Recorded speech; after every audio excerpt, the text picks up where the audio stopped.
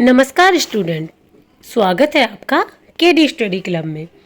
आज हम क्लास 6 की साइंस बुक का चैप्टर 10 पढ़ने जा रहे हैं, जिसका नाम है गति एवं दूरियों का मापन। गति से हमारा क्या अभिप्राय है? गति मतलब हम एक जगह से दूसरी जगह जा रहे हैं, किस तरीके से जा रहे हैं, पैदल जा रहे हैं, किसी यातायात के साधनों का प्रयोग कर रहे हैं। दूरियों का मापन यानी कि जो दूरियां हैं हम उसे किस तरीके से माप रहे हैं, इसके बारे में हम इस चैप्टर में पढ़ेंगे। आइए अब चैप्टर स्टार्ट करते हैं। पहेली तथा बूझों की कक्षा के सभी बच्चों के बीच ग्रीष्मावकाश में भ्रमण किए गए स्थानों के बारे में सामान्य चर्चा हो रही थी। एक बच्चा अपने पैतृक गांव पहले रेलगाड़ी, फिर बस और अंत में बैलगाड़ी का उपयोग करके गया था। एक विद्यार्थी ने वायुयान से यात्रा की थी। एक अन्य विद्यार्थी ने अवकाश के अनेक दिन अपने चाचा जी की नाव में सैर करके मछली पकड़ने में व्यतीत किए थे। इसके पश्चात अध्यापक ने विद्यार्थियों से समाचार पत्र के उन लेखों को पढ़ने के लिए कहा जिनमें उन छोटे पहियों वाले वाहनों के बारे में वर्णन है जो मंगल ग्रह की धरती पर चले थे और प्रयोग भी किए। इन वाहनों को मंगल तक ले जाने का कार्य अंतरिक्ष यान द्वारा किया गया था। इसी बीच पहेली प्राचीन भारत के बारे में कहानियां पढ़ती रही तथा अब वह यह जानना चाहती है कि प्राचीन काल में लोग एक स्थान से दूसरे स्थान की यात्रा कैसे करते थे। अब का तो इसे पता है कि ये सब चीज़ें हैं, तो पुराने ज़माने में जब ये सब चीज़ें नहीं थी तब कैसे करते थे। तो 10.1 यातायात की कहानी, अब इसमें यातायात के बारे में हम पढ़ेंगे। प्राचीन काल में लोगों के पास यातायात के कोई साधन नहीं थे। वह पैदल चलते थे तथा अपना सामान अपनी पीठ पर लाद कर ले जाते थे। बाद में मानव यातायात के लिए पशुओं का उपयोग करने लगा। प्राचीन काल में जल मार्गों में आने जाने के लिए नावों का उपयोग किया जाता था। आरंभ में लकड़ी के लट्ठों से, जिनमें खोखली गुहिका बनाई जा सके, नावें बनाई जाती थी।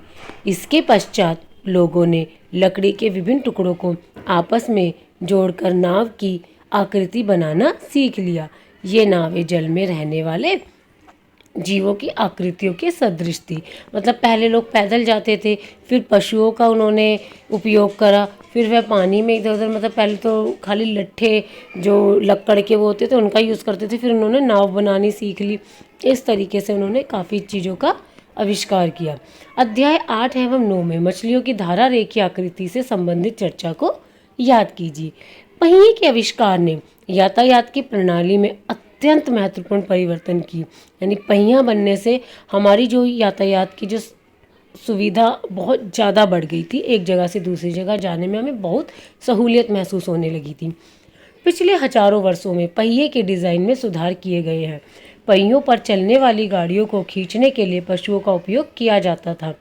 19वीं शताब्दी के प्रारंभ तक भी लोग एक स्थान से दूसरे स्थान तक परिवहन के लिए पशुओं, नावों तथा जहाज़ों पर निर्भर करते थे। वाष्प इंजन के आविष्कार से परिवहन के नए साधनों का विकास हुआ।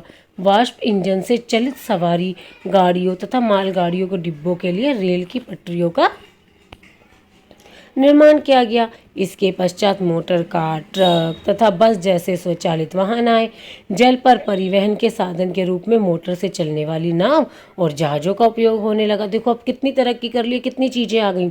19वीं शताब्दी के प्रारंभ के वर्षों में वायुयान का विकास हुआ, जिनमें बाद में सुधार किए गए और इन्हें यात्री तथा सामान ले जाने योग्य बनाया गया।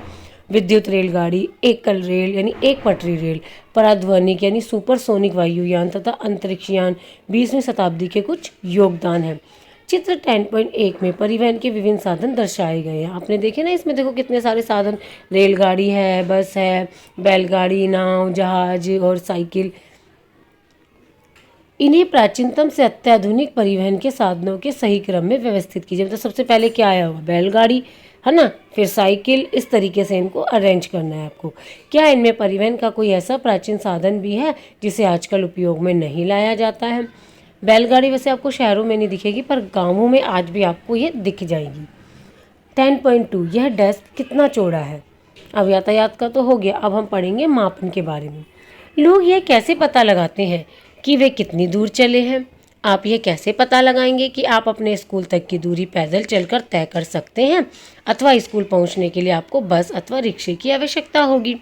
जब आपको कुछ खरीदना होता है तब क्या आपके लिए बाजार तक पैदल जाना संभव होता है? आप इन प्रश्नों के उत्तर कैसे जानेंगे? कोई स्थान कितना दूर है, यह प्राय जानना महत्वपूर्ण होता है ताकि हम यह अनुमान लगा सकें कि वहां पहुंचने के लिए हम कैसे जाएंगे। पैदल चलकर, बस से, रेलगाड़ी से, पानी के जहाज से या वायुयान से, अथवा कोई अंतरिक्ष यान लेना होगा। कभी कभी ऐसी वस्तुएं भी होती हैं जिनकी लंबाई अथवा चौड़ाई जानने की हमें आवश्यकता होती है। पहेली तथा बूझों की कक्षा के कमरे में बड़े बड़े डेस्क हैं जिन पर दो दो विद्यार्थी बैठते हैं। पहेली तथा बूझो एक डेस्क पर साथ साथ बैठते हैं, परंतु बहुधा उनमें इस बात को लेकर झगड़ा होता रहता है कि उसका दूसरा साथी डेस्क के अधिक भाग का उपयोग कर रहा है। मतलब कहते हैं ना, तूने आधे से ज़्यादा डेस्क ले लिया, मैं तो थोड़ी सी जगह पे ही बैठा हूँ। कभी कभी आपके साथ भी होता होगा, है ना। अध्यापक के सुझाव पर उन्होंने डेस्क की लंबाई मापने का निश्चय किया। डेस्क के ठीक मध्य में एक चिन्ह बनाया तथा डेस्क को दो बराबर भागों में बांटने के लिए एक रेखा खींची। देखो दिखा रहे हैं ना ये चित्र में भी, इन्होंने बीच में एक रेखा खींच ली। अब ये दो बराबर, ये पहला और ये दूसरा, ये दोनों के लिए हो गया। ये दोनों ही अपने मित्रों के साथ गिल्ली डंडा खेलने के शौकीन हैं और बूझो तो सदैव ही अपने पास एक गिल्ली और एक डंडा रखता है।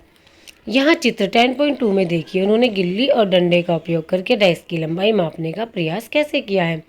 ऐसा लगता है कि डेस्क की लंबाई दो डंडों की लंबाई तथा दो गिल्लियों की लंबाई के योग के बराबर है। डेस्क के मध्य में रेखा खींचने पर दोनों प्रश्न दिखाई देते हैं क्योंकि दोनों को आधा आधा डेस्क मिल गया है, जिसमें डेस्क का आधा भाग लंबाई में एक डंडे और एक गिल्ली की लंबाई के बराबर है। कुछ दिनों के बाद खींची गई रेखा मिट गई। बूझो का पुराना गिल्ली डंडा खो गया है। अब उसके पास गिल्ली डंडे का नया सेट है। अब देखिए वे गिल्ली डंडे के नए सेट का उपयोग करके डेस्क की लंबाई किस प्रकार मापते दिखाई देते हैं। गिल्ली डंडे के किसी भिन्न सेट से डेस्क की लंबाई मापना। अब जैसे अब जरूरी थोड़ी है जो उसके पास दोबारा सेट आया था उसका लंबाई बिल्कुल सेम होगी जो उसके पास पहले गिल्ली डंडा था। अब तो ये चेंज हो सकता है ना।